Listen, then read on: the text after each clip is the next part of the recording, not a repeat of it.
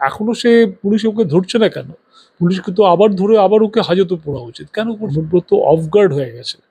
তারা মানে গার্ড রাখতে পারছে না, তার জন্য এই চেঁচামেচি করছে, গালাগালি করছে। তো এদের মধ্যে ওই অনুব্রত আর শুভেন্দুর মধ্যে আমি তো কোনো ফারাক দেখতে পাই না।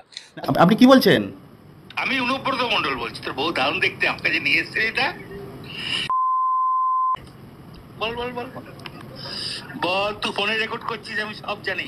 না না, পরশু যখন ডেপুটেশন দেবে না, তোকে কোয়ার্টার থেকে মারতে মারতে নিয়ে আস। না কি হয়েছে, মানে ঘটনাটা কি? বীরভূমে তৃণমূলের দাপুটে প্রভাবশালী নেতা কিছুদিন আগে তিহার জেল থেকে ঘুরে এসেছেন অনুব্রত মণ্ডল। তিনি একটি কল রেকর্ড পাওয়া গেল, সেখানে দেখা যাচ্ছে যেভাবে একজন পুলিশ আধিকারিককে গালিগালাজ করছে, নোংরা কথা বলছে, তার রেকর্ড কি বলবেন? এই এখন আমাদের রাজনৈতিক সংস্কৃতি যেটা পশ্চিমবঙ্গের, সেটাও এত নিম্ন স্তরে নেমে গেছে, সেখানে এরকম অনুব্রত মণ্ডল, শুভেন্দু অধিকারী বা এরকম ধরনের লোকজন তারাই আজকে মানে কথাবার্তা বলে, তারাই নানা রকম মন্তব্য করে এবং রাজনৈতিক ক্ষমতার ইয়ে মানে কি বলবে, এতটাই ওদের জোর আর কি, সেই মোহে অন্ধ হয়ে ওরা যাকে যা খুশি বলতে পারে, মনে করতে পারে যে আমরা হাতে মাথা কাটতে পারি, এরকম একটা ব্যাপার। এবং একটা সময় তো দেখা গেছে এই বীরভূমেই প্রচুর খুন হয়েছে, প্রচুর মারপিট হয়েছে, প্রচুর মানুষকে তাদের বাড়িঘর থেকে উৎখাত করা হয়েছে এবং সেগুলোর পিছনে এই অনুব্রতর মতো মানুষজন যারা তাদের হাত ছিল এবং সেই সময় তার দল কোনো পদক্ষেপ নেয়নি, তার ফলে দিনকে দিন তার যে দৌরাত্ম্য সেটা বেড়েছে। এটা একমাত্র অনুব্রত না, এরকম অনেকেই আছে আমাদের পশ্চিমবঙ্গে। যাতে জানতে পারলাম যেটা, সেটা হচ্ছে যে আম, তৃণমূল কংগ্রেস তা মানে সংগঠনগতভাবে অনুব্রতকে 4 ঘন্টা সময় দিয়েছে যে সেই যেন নিঃশর্তভাবে ক্ষমা চায়, না হলে দল ব্যবস্থা নেবে। এখন দেখা যাক সে তার দল কি ব্যবস্থা নেবে জানি না, কিন্তু একজন পুলিশ আধিকারিকের মা স্ত্রী তুলে গালিগালাজ দেবে একজন নেতা, বর্বরতা, আমি বলি তো এগুলো সব বর্বর নেতার দল এবং এই অসভ্য বর্বরদেরকে, বাংলার কালচারে কি যায় এমনটা? অসভ্য বর্বরদেরকে আমাদের এই রাজনৈতিক পরিমণ্ডল থেকে দূরে ফেলতে হবে এবং মানুষ যারা মনে করছে, শুভবোধ সম্পন্ন মানুষ, গণতন্ত্রপ্রিয় মানুষ যারা মনে করছেন যে রাজনীতির ক্ষেত্রে তাদের কিছু ভূমিকা থাকা উচিত, তাদেরকে এগিয়ে আসতে হবে। না হলে এই রকম অসভ্য লোক, সে একজন যে কোনো কেউ, এমনকি তার শত্রুও যদি হয়, তার মা বোন তুলে গালাগাল দেবে, তাকে যা খুশি তাই বলবে, এটা তো অন্যায়, অপরাধ একদম। এখনও সে পুলিশ ওকে ধরছে না কেন? পুলিশকে তো আবার ধরে আবার ওকে হাজতে পড়া উচিত। কেন করছে না আমি জানি না, কিন্তু এই ধরনের ঘটনাগুলো এরকম ঘটছে, পরবর্তীকালে আরও ঘটবে বলে আমার মনে হচ্ছে। এবং যাকে তাকে নয়, এমনি সাধারণ মানুষকে গালাগাল দিলে, চড়চাপড় মেলে সেগুলো তো সব মাফ হয়ে যায়। একজন পুলিশের আইসি, যিনি একটি থানার ভারপ্রাপ্ত আধিকারিক, তাকে এই ধরনের ভাষায় আক্রমণ করার এবং তারপরে পুলিশ প্রশাসন স্বতঃপ্রণোদিত হয়ে এখনো অবধি যদি কোনো মানে পদক্ষেপ না নেয়, পুলিশ মন্ত্রী হিসাবে মমতা ব্যানার্জি তার দায় অস্বীকার করতে পারবেন? আচ্ছা, তৃণমূল আপনি যেটা বললেন এবং আমরাও দেখলাম, তৃণমূল কংগ্রেস তাদের সোশ্যাল সাইটে বলেছে যে 4 ঘন্টার মধ্যে ক্ষমা চাইতে বলেছে, না হলে তাকে শোকজ করবে।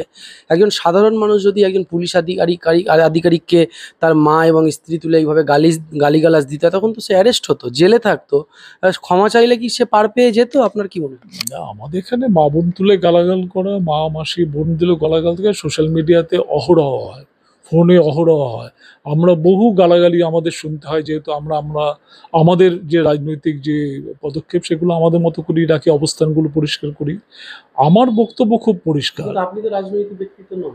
না, আমি তো মনে করি আমি একজন সামাজিক কর্মকর্তা হলাম, তো রাজনৈতিক ব্যক্তিত্ব বটেই। আমি রাজনৈতিক দল করি না, কোনো দল করি না, কিন্তু আমি রাজনৈতিক ব্যক্তিত্ব তো বটেই। আমার নিজস্ব রাজনীতির একটা ভাবনাও আছে। কিন্তু আমার এক্ষেত্রে যেটা বলা, যদি তৃণমূল কংগ্রেস তার একজন সভ্য সম্বন্ধে কি করবে না করবে সেটা তাদের ব্যাপার, তারা সাংগঠনিক ব্যাপার। কিন্তু যে অপরাধ তিনি করেছেন সেটা আমাদের দেশের যে আইন, আমাদের দেশের যে সাইবার আইন, সমস্ত দিক থেকে সেটা অপরাধ বলে গণ্য হয় এবং সেই জন্য এই মানুষটার অবিলম্বে তাকে অ্যারেস্ট করা উচিত এবং তার বিরুদ্ধে মামলা করা উচিত, এটা আমি মনে করি। এটা কারণ না হলে তো এই ধরনের আমি একটা যদি ওই মানে কেউ বললো আর আমি একটা কি বলবো নিঃস্বার্থভাবে ক্ষমা চেয়ে নিলাম আর তাহলেই 7 খুন মাপ হয়ে গেলে, এটা হতে পারে না, এটা হতে পারে না। এবং এর জন্য যা আমাদের আইনগত যা প্রভিশন আছে সেই অনুযায়ী তার বিরুদ্ধে ব্যবস্থা গ্রহণ করা উচিত বলে আমি মনে করি। আপনি প্রথমে শুভেন্দু অধিকারীর নামও নিলেন, শুভেন্দু তেমন গালাগালি দেওয়ার কোনো ভিডিও পাওয়া যায়? শুভেন্দু গালাগালি আমি তো নিজে দেখেছি যে সে এই বাচ্চা সেই বাচ্চা বলে গালাগাল দেয়, এবং সেটা আমি একটা নির্দিষ্ট জায়গা, আমার এক্ষুনি সব মনে হয় একটা নির্দিষ্টভাবে বলতে পারি।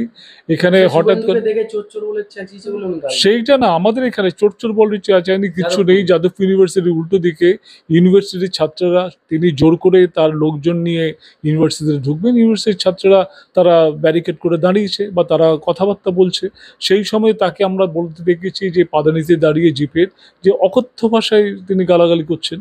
এটা এদের এইগুলোই হচ্ছে এদের চরিত্র। এবং সত্যি বলতে কি এইখানে আমি তো এদের মধ্যে ওই অনুব্রত আর শুভেন্দুর মধ্যে আমি তো কোনো ফারাক দেখতে পাই না।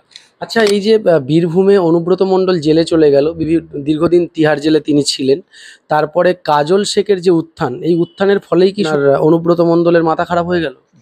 আমি মানে আন্দাজ বলতে পারি একটা, কাজল শেখ খুব ঠান্ডা মাথায় ওখানে সংগঠনটা যতদিন অনুব্রত ছিল না, অনুব্রত বোধহয় প্রায় 3 বছর মতো হয়, 2.5-3 বছর তো তিহারে ছিল, সেই সময়টা গোটা বীরভূম জুড়ে, এমনকি বীরভূমের লাগোয়া যে বর্ধমান বা নদীয়া জায়গাগুলো আছে সেখানেও কিন্তু কাজল আস্তে আস্তে তার একটা প্রভাব বিস্তার করেছে, এবং সংগঠক হিসেবে কাজলের একটা নামও আছে, এবং সে তার যে উত্থান যেখান থেকে সেইখানেও তার ইয়েটা বেসটা আছে, এই বেসটা আরও বড় হয়েছে।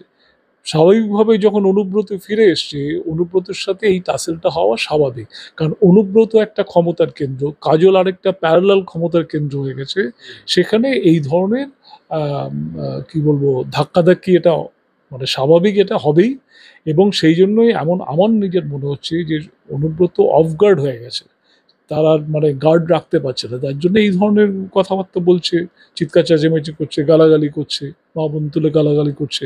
এবং এইটাতে যেটা হচ্ছে সেটা হচ্ছে যে তার নিজের কি কতদূর কি ক্ষতি হলো না হলো সেটা তো পরে কথা, তার দলে ক্ষতি হচ্ছে। এবং সর্বোপরি যেটা আমার মনে হয়, যেটা আমি আবার বারবার করে আমি একটা কথা শব্দ আমি সবসময় ইউজ করি, বাংলার রাজনৈতিক সংস্কৃতি এটা প্রত্যেক দিন দূষণের মাত্রা তাতে বাড়ছে। এই দূষণ যদি কমানো না যায় তাহলে কিন্তু বাংলার জন্য একটা ভয়ঙ্কর মানে ভবিষ্যৎ অপেক্ষা করছে বলে মনে হয় আমার।